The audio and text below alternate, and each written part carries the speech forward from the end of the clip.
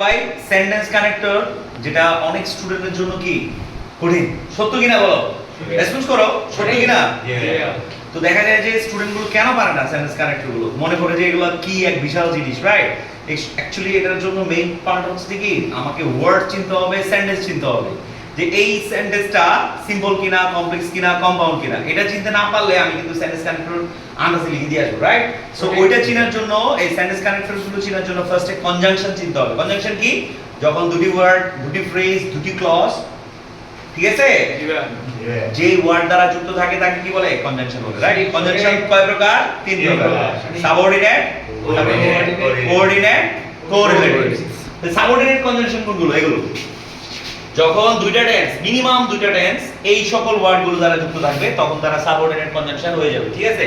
সাধারণত যেমন since, as, because, কারণ বা যেহেতু অর্থে ব্যবহৃত হয়, দো, অলদো, ইভেন দো, যদি অর্থে ব্যবহৃত একটা হাবোধক, একটা নাবোধক বাক্য অথবা একটা নাবোধক একটা হাবোধক বাক্যে যুক্ত করতে বাক্যের শুরুতে অথবা বাক্যের মাঝখানে বসবে। হুম, হুম, হুজ, হু হচ্ছে সাবজেক্ট, হু হচ্ছে অবজেক্ট, হুজ হচ্ছে পজিটিভ ফর্ম, এগুলো ব্যক্তির ক্ষেত্রে বসবে। হোয়াট, হুইচ, দ্যাট, এগুলো কি ক্ষেত্রে বসবে? বস্তুর ক্ষেত্রে, মানে থিংস এর বেলায় বসবে আর কি, রাইট? তারপরে if, unless, whether, in case, এই চারটা বসবে শর্ত বেলায়, ঠিক আছে? শর্ত মানে conditional form, okay? After, before, while, when, till, until, এগুলো সময় রিলেটেড বসবে, ঠিক আছে?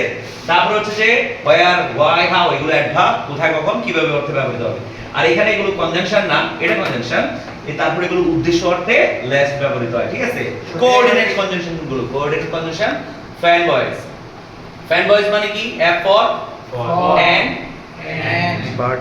বাট, ইয়েট, সো, এই সকল ফর্মগুলো যখন দুইটা কাকে দিয়ে দুইটা সেন্টেন্সের মাঝখানে বসবে তখন তারা কোঅর্ডিনেট হবে, ঠিক আছে? আর সাবঅর্ডিনেটের পরে কোঅর্ডিনেট। আর কোরিলেটিভস কোনগুলো? কোরিলেটিভস হচ্ছে ভাইয়া as dot dot dot as, so dot dot dot as, not only but also, both dot dot dot and, no sooner dot dot dot than, hardly dot dot dot when, scarcely dot dot dot when, ঠিক আছে? তারপরে either or, neither nor, এই সকল ওয়ার্ডগুলো হচ্ছে কোরিলেটিভস। তার মানে একটা পাস দেওয়া থাকলে আরেকটা ইজিলি ফাইন্ড আউট করা যাবে। যেটা ম্যাক্সিমাম এসএসসি লেভেল বা ইন্টারমিডিয়েট লেভেল বেশি ব্যবহৃত হয় সেটা হচ্ছে not only but also অথবা both and, এই ফর্মগুলো ব্যবহৃত হয়। সুতরাং আমরা বুঝছি কনজাংশন কি, কানেক্টরের জন্য এটা খুবই গুরুত্বপূর্ণ। ধন্যবাদ।